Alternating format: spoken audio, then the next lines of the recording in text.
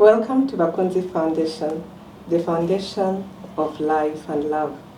Today, we are writing the story of sexuality for a healthier generation. People ask, what is sexuality? Sexuality is about much more than sex. It's about who you are attracted to, how you relate to others, and how you feel about yourself as a sexual being. It refers to the way people experience and express themselves as sexual beings. It includes a broad range of human experiences, behaviors, feelings, and identities. Sexuality is complex and deeply personal. It can be shaped by biological, emotional, social, cultural, and spiritual factors. The truth is, how many of us were taught about sexuality growing up? Do you talk about sexuality in your homes? Or are you just like me? You learned from here to there. I appreciate my family. They bought us books. And sometimes they told us, be careful, watch out, don't be like so-and-so. See the other person's daughter or son. Is that how all of us were taught about sexuality? At BAKUNZI Foundation, we believe sexuality is not just about what we do, but about who we are, how we connect, how we love, and how we heal. Yet, right now, children are learning about sex from YouTube and strangers. Teens are being shaped by pressure and porn. Parents are afraid to talk about this or don't know how. And many adults carry wounds they never had space to name, let alone heal. This is why BAKUNZI Foundation exists. We provide a multi-generational program built for children, teens, singles, couples, parents, and elders. What you can expect is workshops, trained facilitators, confidential, interactive, respectful sessions, and real conversations about matters like identity, healing, marriage, abuse, culture, technology, to name but a few. I welcome you to join this conversation and the journey. Hope we learn together. With me today in the studio is Dr. Adetunji Christian Matthew, who is a family and marriage therapist, a psychotherapist, and mediator. Also, we have Queen Husna Karangwa, a university student doing early childhood. Welcome to the studio. Thank you. And thank you for coming. Thank you. Yes, we would like to cover the issue of identity and worth and how this reflects in our normal lives and also the choices we make as sexual beings or relationships. I'd give the floor to the expert to educate us. Well, thank you for having me, and thank you, viewers. Oftentimes in my work, I have noticed young people, even adults, not being able to differentiate between identity and personality. Identity is exactly everything, the sense you have made of yourself, about everything, about your belief, about your being, not just what you do, not just about your behavior, not just about your feelings, no, but what you have made sense of yourself. You are who you are, irrespective of what people think you are, irrespective of your environment. Personality, on the other hand, is what you have been through. It could be part of your worldview, it could be your narrative, it could be your feelings, your perceptions, and your expectations sometimes can drive that. And sometimes as well, if you're a child, that is your personality as at that time. You think like a child, you feel like a child, you behave like a child, you do everything around you like a child. By the time you have moved to adolescent, your personality is adolescent. Remember, you are yourself. You have been through the childhood, now adolescent. Whatever that happens during adolescence is what you want to do. And sometimes, that's what we call family life cycle. When you're a child, you think like a child, you behave like a child, and by the time you turn to be adolescent, of course, you begin to explore everything. That time, your parent will negotiate with you. It's no longer sit down and they don't expect any questions from you. You want to probe that, and sometimes when you move, of course, when you are still an adolescent, you don't want to respect your parent because certain things are growing in you. So it's like you are already developing yourself, discovering yourself, and sometimes you take counsel, advice from your peers more than you listen to your parent because you want to explore the more and the more and the more. But identity, remember, when you are a child, you are still yourself. You still have your being. Now you are an adolescent, you are still yourself. You have to transcend. You go to young adult. You get somebody to marry you, and or you're somebody to marry. At that time, you are still exploring whatever that relates to the personality or that. By the time you start bearing children, now you are a father, now you are a mother. At the same time, you are still having the personality of a mother, a father, but there's something that is constant. Yourself, your identity. It does not change.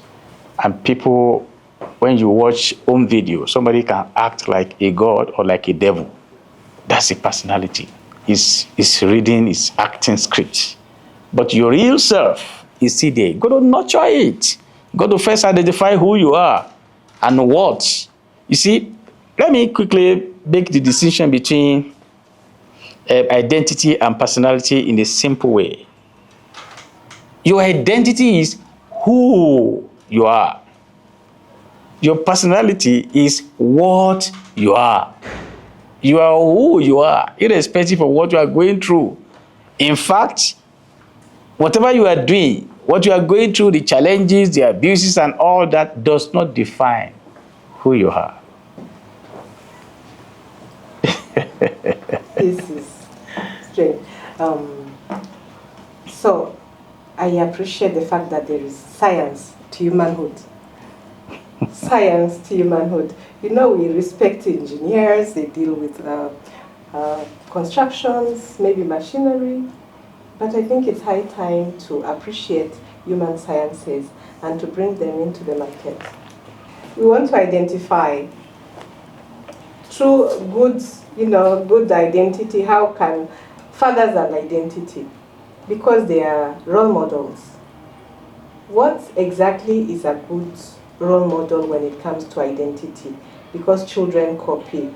And my question also will linger to, is it that all men see anger is a way to express masculinity? Is it equate to masculinity? Is it related? Is it something that you learn or we contribute to?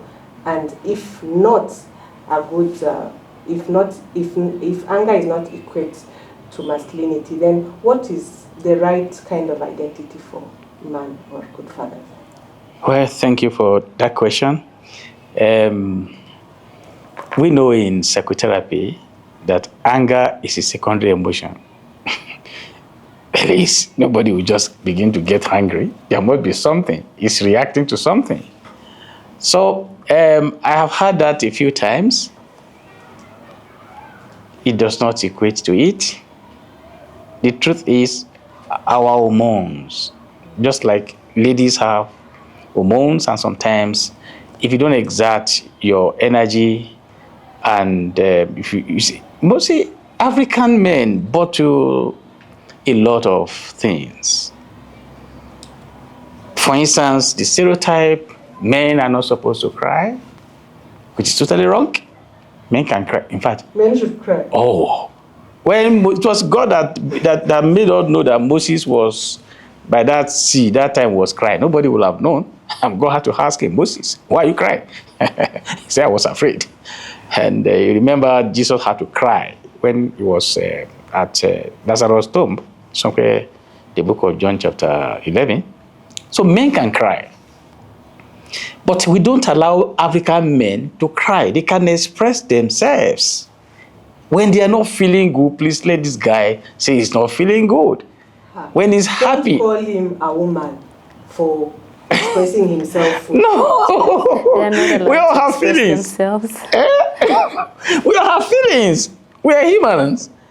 Let a man be a man. We are the ones saying African men should not cry. Of course, I'm a psychotherapist. Men cry in therapy. I mean, serious cry with their husbands. And I don't even say sorry. I just offer them tissues to clean. I mean, because cries heal. It's healing. It's therapeutic. So now, when you don't allow men to express themselves, and they bottle up a lot of things, and somebody is saying something they don't like, yet they cannot express themselves. That's why you see sometimes they can become really physical. So, still drawing to your question, in how a father should relate to the son, I've read a lot of literature. I've heard a lot of people say parenting starts from after the birth. I tend to disagree with that. I think I did that in the book. It's not so. In fact, parenting starts before a man impregnates his wife. The lifestyle. That's what we call epigenetic. Not that the DNA will be totally altered, but this guy cannot express himself. He goes to drink. He cannot express himself. He goes to smoke. And everything is a chemical. It affects the brain. It affects the structure of the brain. And what do we expect him to do? He has been bottling these things up. He will just burst and all. So parenting to a man starts from before the conception of a child, because he has to work with his lifestyle. He shouldn't drink. He shouldn't stress himself. He's a human being. So by the time the wife is pregnant, parenting starts seriously with a man. He must be very careful how he handles his wife, how he talks to his wife. At age 23 weeks to 25 weeks, we hear in Africa, is the baby kicking? Many people don't know why baby kick.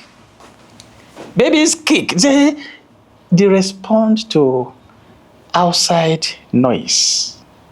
And if a man had already bottled up the anger and all that, and all he does is to yell at his wife and make noise, that innocent child is hearing everything. And it may impact on him or her. So, if it's a boy, unfortunately in Africa sometimes we say, oh, boys, you don't do what men. By the time ladies, young girls have been trained how to become more responsible, the father will just say, sit down by the television, let us watch, allow them to cook. That's a bad parenting, because it will definitely affect the way that guy will handle his wife by the time he's married, and that's the same way he will train his own children. So a father should know that he wants to parent a king. If you treat your child as a king, of course you got to be yourself. So a father should prepare this guy as a future king, and in reasoning, in talking senses with each other, not just getting angry with people. I see parents in Africa discipline their children when they are angry. They beat them. They talk badly at them. These abuses, verbal abuses, sometimes physical. We are not supposed to do that. When you want to raise a child, a boy child, that boy is like going to raise his own children the way you have raised him, and not in anger. Parents, when you are angry, please don't talk to your children, because with talking anger, you are angry, and whatever you want to pass across might not be communicated well to that child. And a father is not equated to anger. I just told you there must be underlying condition that can make this person to be angry. Sometimes it could be mental issue, mental stress. That guy that is always angry, ask him, do you smoke? Do you drink? Ask him whether he had enough sleep. You don't sleep well? Of course, something will work contrary in your system. And there are quite a number of African men who train up their children very well, who are not abusive, and who do not express anger. But we have in some ways situations when a man could do that, when he's having underlying mental condition and sometimes underlying medical condition. Underlying mental condition and medical condition. Yes. You mentioned something, verbal abuse. Yes. I want you to highlight how verbal abuse affects identity in a child's development. Well, thank you.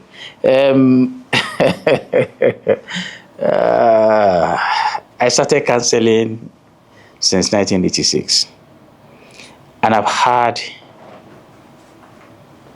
wives crying and dragging their husbands to counseling rooms. And when I try to find out why exactly this guy is doing this, they say that is exactly how they were brought up. Parenting style. So if the father, that's what we call genogram in marriage and family therapy. We try to study 4 generations. If this person is doing like this and all that, we now say, okay, did your great-grandfather did this? Did your grandfather did this? Did your did and all that? We find out if the grandparent, the great-grandfather treated the grandfather like that, that guy will pass the same thing to his children, and the children will also pass, and that's how this spread. It affects the way their personality. For identity, if that man, because it's like everybody knows what he wants to do, but whatever we have experienced, like I explained earlier when I was putting the difference between personality and identity. See, an identity is who you are, not actually what you are, but anything can make you to be what you are not. You can decide to be nasty, making noise, and because you have copied it elsewhere. It might be contrary to what you are in the inside. I've had men that say that my father was very bad, my father beat my mom, and my father did not take care of us. Therefore, I want to take care of my children, and I want to take care of my wife. So you see, the identity is that the guy knows the right thing, but the personality around him and what under the environment he has grown is this hostility, misbehaving, and all that. So identity, yes, personality can be changed at the end of the day, but it is that values, what you value so much. If your father, sometimes a father might not value honesty, and the son will say, oh, Dad, I think, he say, I'll beat you, stop that. Why, I'm your father, why will you be dictating to me? You see, identity of that boy is that you should be normal. But that of the father It's like anytime I send you to go and buy something for me over there, tell them you forgot the money at home. It's creating personality, different personality in that child. But the time I say that, no, we did not have money at all. They don't tell them. You see the difference between personality and identity now. So identity of a person is the innate ability, what God put in that person. It is good. It is great. All that God created is good. But somebody can now manufacture a bad man through experiences and all that, yes, around a particular person. And sometimes a child may fight against the personality the father is imposing on him. Later, he might just lose hope. So this is how it is done. It was in the past. Now it is now, and forever it will be. So whatever how we relate to our kids, especially our boy child, will impact on generations. Will impact on generations. Yes. And if I got to what you mentioned, it's that identity is what God puts in us, and personality is what the surrounding contributes. I like the way you said it. Is that true? Yes. You mentioned about smoking and drinking. Yeah. Does this affect our personality, or does it also change one's identity? I have a question. Yes, please. About the topic you were saying, crying for men. Yeah. So my aunt told me this one time. I don't know what happened, but I ended up crying at that time. Then she asked me, like, why are you crying? Then I explained it to her. Then she told me that crying, mind you, I'm a woman. She told me that crying is the way of showing weakness. Is that true? Well, that's exactly what they told men. And now, when a man cries, it's a serious sin. I just told you, see, when you have been to my office. You are CC, they say the term men that cry, CC. You have been to my office, you will see a tea table like this and tissue. I mean, I've attended to quite a number of people, either black, either white. Is it only African that don't cry? White people also cry. I mean, they sob like this. I say, I don't say, sorry. I just offer my tissue to clean. Because it is therapeutic. It is a deception when you are boiling. Come and see how people make a lot of noise in counseling. You know what I do? I just begin to look at them like this. Because when they vent their anger, is healing. How should a woman behave towards her husband when he actually cries? Because I think now the stereotyping that, should you give a shoulder for him to cry on? Of course, yes. Allow that in few cases that men and women were crying in counseling, and nobody said sorry to anybody, and I allowed them to cry, and they are tired, and they are okay. I said, now you are okay. So, whatever that is making that man to cry, I want to find out. So unfortunately, we don't know much about our partners. It might be, sometimes some people cry like no man business. It could be a mental health issue. People that are depressive can cry a lot. So if you see men that are just crying and short thing, they just cry, then you have to know that it is a mental health issue. But in the case of your auntie that told you it's a sign of weakness, no. We have been plunged into believing that when you cry, you are weak. It is not a sign of weakness. In fact, it is a sign that you are mature. You are able to express yourself. You should be able to express yourself. I've had many clients that come to counseling, and sometimes they cover their mouth when they are talking and all that. I say, oh, this is social issue. And their parents have told them, don't say a word, don't cry. That is exactly what happened to them. And I said, okay, tell me more about your childhood experience. It was very toxic. So please express yourself. If you want to dance, dance. If you want to cry, cry. In fact, there's a passage in the Bible, the book of Revelation, that God will offer us, will wipe away our tears. Even in heaven. Even in heaven, we cry. So we cry. See, and God said, God will wipe away our tears. So what are you talking? The book of Revelation. So if you feel like crying, there are people that are having, I know people that have fibromyalgia, some people that have borderline personality disorder and all that, some with depressive symptoms. And when I ask them, how about try cry? They say, oh, they did it once and it worked. I say, oh, please feel free, just cry. And after you cry, you're okay. It's not just a coping stance. You are dousing the tension. Unlike bottling everything up, and that's what we call